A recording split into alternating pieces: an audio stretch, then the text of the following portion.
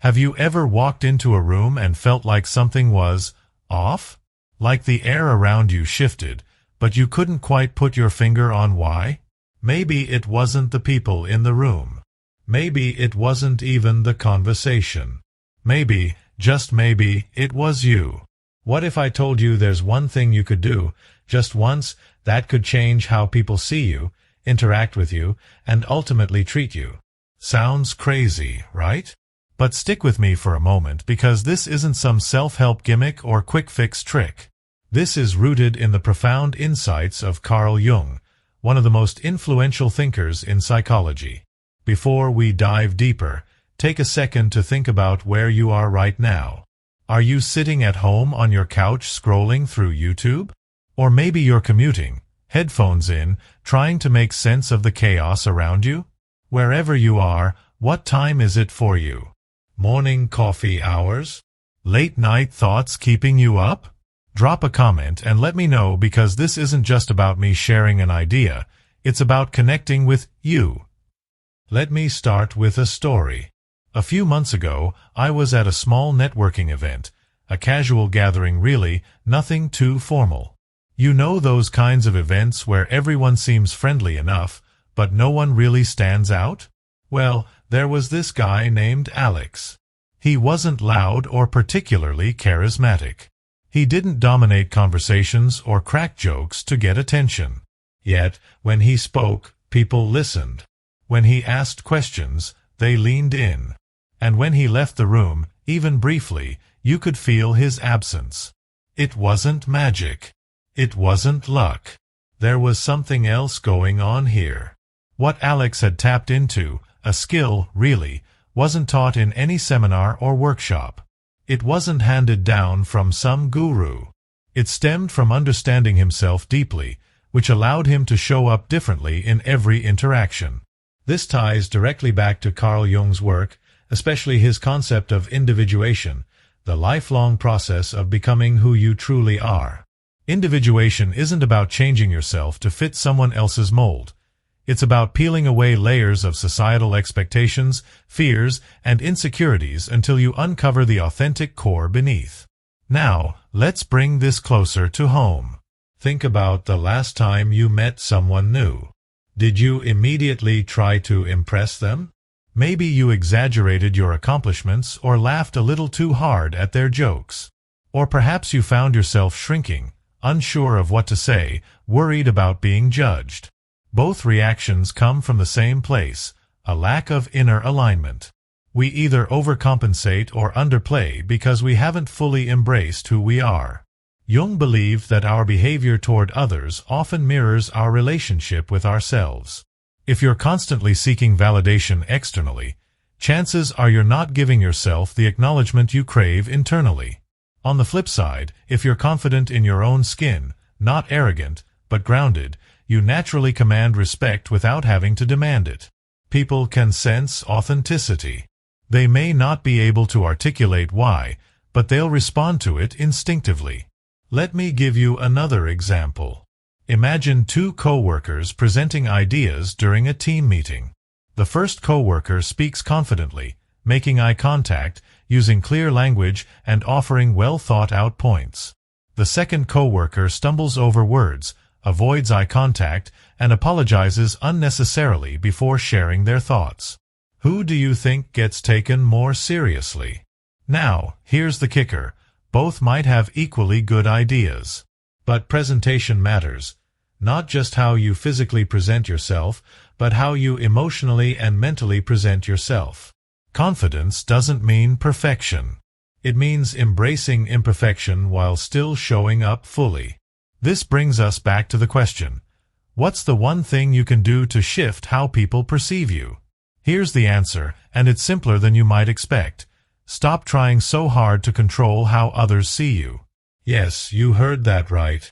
Let go of the need to manage perceptions, manipulate outcomes, or force connections. Instead, focus on cultivating self-awareness. This aligns perfectly with Jung's teachings, particularly his emphasis on the shadow, the parts of ourselves we suppress or deny. By confronting these hidden aspects, we become whole. and wholeness radiates outward. Think about it this way. How many times have you acted inauthentically because you were afraid of judgment? Maybe you agreed with something you didn't believe in, stayed silent when you wanted to speak up, or pretended to enjoy an activity you secretly hated. These moments add up, creating a disconnect between your true self and the persona you project. Over time, this dissonance leaks out. People pick up on it, even if subconsciously, and it affects how they engage with you. Here's a practical exercise inspired by Jung's work. Spend 5 minutes each day reflecting on your interactions. Ask yourself honestly, was I being genuine? Did I stay true to my values, or did I compromise them to please someone else? At first, this practice might feel uncomfortable. That's okay. Growth rarely feels easy. But as you continue, you'll notice patterns emerging, patterns that reveal where you're holding back or playing small. Once you identify these areas, you can begin to address them. Let's pause for a moment and revisit Alex from the networking event. His secret wasn't that he knew all the right things to say. It was that he knew himself. He understood his strengths, acknowledged his weaknesses, and accepted his quirks. This level of self-awareness gave him a quiet confidence that drew people in. He didn't need to prove anything because he already trusted his worth. And guess what? That trust was contagious. Others responded to it, mirroring his energy and treating him accordingly. But here's the catch, and this is important. Self-awareness isn't a destination. It's a journey.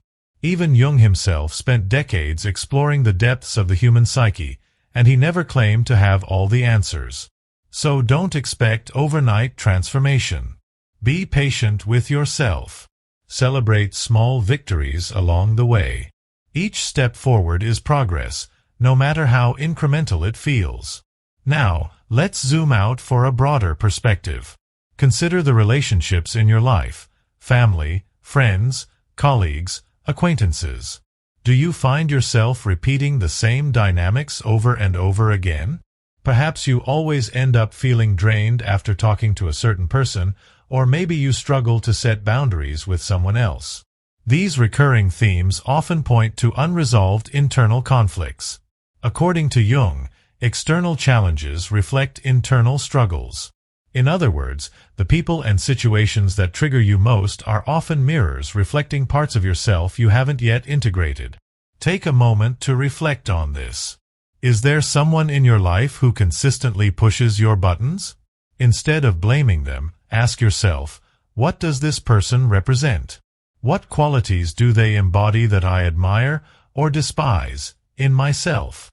This line of questioning can lead to powerful realizations. For instance, if you resent someone for being overly ambitious, consider whether you've suppressed your own ambition due to fear of failure. By owning these shadow traits, you reclaim power over your emotions and reactions. At this point, you might be wondering, how does all of this connect to Carl Jung's larger philosophy? Great question. Jung viewed the psyche as a complex interplay of conscious and unconscious forces. To achieve balance and harmony, he argued, we must integrate these opposing elements. This integration leads to individuation, which fosters personal growth and enriches our relationships. When you embrace your full self, including the light and dark sides, you naturally inspire others to do the same. Authenticity breeds authenticity. Let's tie this back to the original premise, doing one thing to change how people treat you. As counterintuitive as it sounds, letting go of the need to control others' opinions frees you to focus on what truly matters, your truth. When you stop chasing approval and start living authentically, people will notice. Some may distance themselves, and that's okay. Not everyone is meant to stay in your life. Others, however, will gravitate toward your newfound clarity and strength. These are the relationships worth nurturing. To illustrate this further, imagine walking into a crowded room. Instead of scanning the crowd for familiar faces or potential allies, you stand tall, breathe deeply, and remind yourself, I am enough. Notice how this simple mindset shift changes your demeanor. Your posture adjusts. Your voice steadies.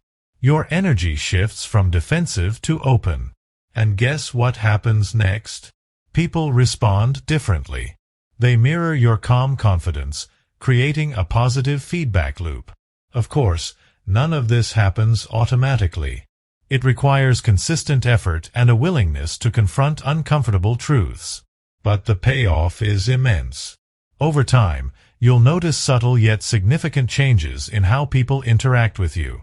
Conversations will flow more naturally. Opportunities will arise unexpectedly. Conflict will decrease because you're no longer projecting insecurity onto others. One of the most transformative practices I've discovered is what I call the mirror exercise. No, this doesn't involve staring at your reflection for hours, though there's value in that too. Instead, it's about observing how others react to you as if they're holding up a mirror to your behavior. For example, let's say you notice people often interrupt you during conversations. At first glance, you might assume they're rude or dismissive.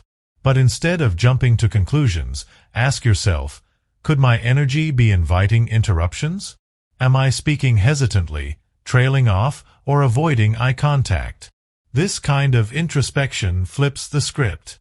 Instead of blaming others for their actions, you take responsibility for your part in the dynamic. And here's the fascinating part. When you adjust your behavior, even slightly, others will respond differently. It's like tuning a guitar string. A small tweak creates a ripple effect, altering the entire sound. Let me share a personal story to illustrate this. A few years ago, I struggled with public speaking. Every time I stood in front of a group, my voice would shake, my palms would sweat, and I'd rush through my words as if trying to escape. Unsurprisingly, audiences didn't engage much. They seemed distracted, fidgety, or downright disinterested. I blamed them at first. They don't care, I thought. They're not paying attention. But then I realized something uncomfortable. I wasn't giving them a reason to listen. My nervous energy was repelling them, creating a barrier between us. So I decided to experiment. Before my next presentation, I spent 10 minutes alone, grounding myself.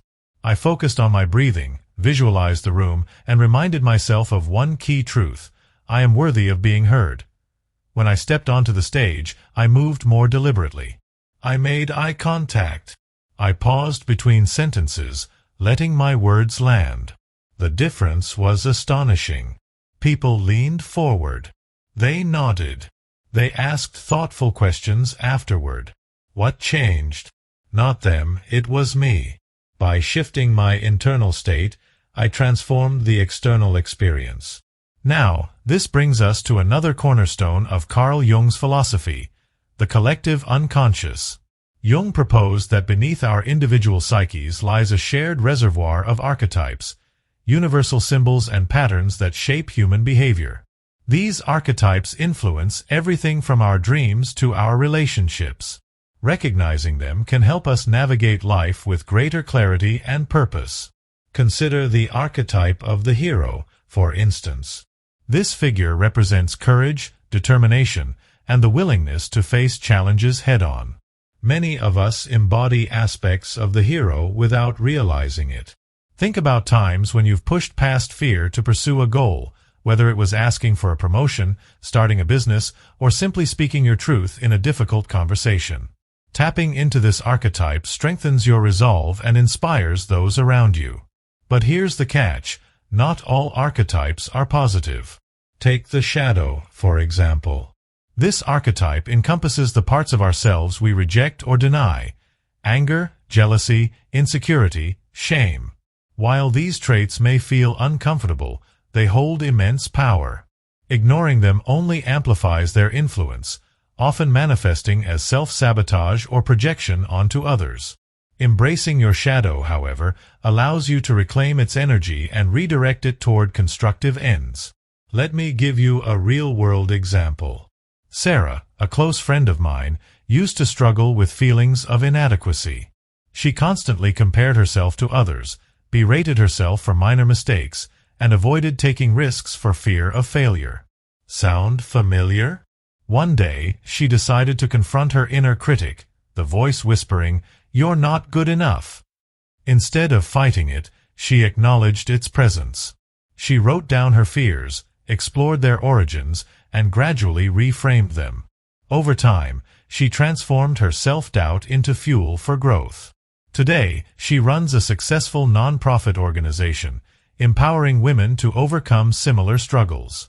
Her journey exemplifies the transformative potential of integrating the shadow. Now, let's bring this back to the question at hand. How does understanding archetypes change how people treat you? Simple. When you align with empowering archetypes like the hero, the sage, or the caregiver, you radiate strength and authenticity. Conversely, when you suppress or deny certain aspects of yourself, you project confusion and inconsistency. People pick up on these signals, consciously or unconsciously, and react accordingly. Here's a practical tip. Start identifying which archetypes resonate most with you.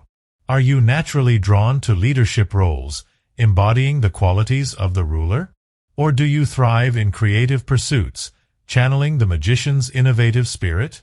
Understanding your dominant archetypes helps you play to your strengths while remaining mindful of potential blind spots. At this point, you might be wondering, is this really worth the effort? After all, delving into psychology and self-reflection takes time and vulnerability. To answer that, let's revisit Alex from the networking event. His ability to command respect stemmed not from superficial charm but from genuine self-knowledge. He knew his values, honored his boundaries, and communicated authentically. As a result, people gravitated toward him, not because he tried to impress them, but because he exuded confidence rooted in self-awareness. The same principle applies to you. Investing in your personal growth pays dividends far beyond surface-level approval. It fosters deeper connections, enhances emotional resilience, and unlocks hidden potential. Sure, the process can be messy. There will be moments of discomfort, doubt, and frustration. But every step forward brings you closer to living a life aligned with your true self. Speaking of alignment, let's talk about consistency. One mistake many people make is oscillating between different versions of themselves depending on the context. They act one way at work, another way with friends, and yet another way with family. While adaptability has its place, constantly shifting personas creates cognitive dissonance for both you and those around you. Others sense the lack of congruence and may struggle to trust or connect with you fully. To counteract this, strive for integrity across contexts. Be the same person regardless of who you're with or where you are. This doesn't mean suppressing emotions or pretending everything's perfect. It means staying true to your core values and beliefs, even when it's inconvenient or challenging. Over time, this consistency builds credibility and fosters meaningful relationships. Let's pause for a moment and reflect. How do you currently show up in different areas of your life? Are you presenting multiple versions of yourself, or are you anchored in authenticity? Take a mental inventory. Notice any discrepancies and consider how they might be affecting your interactions. Remember, change begins with awareness.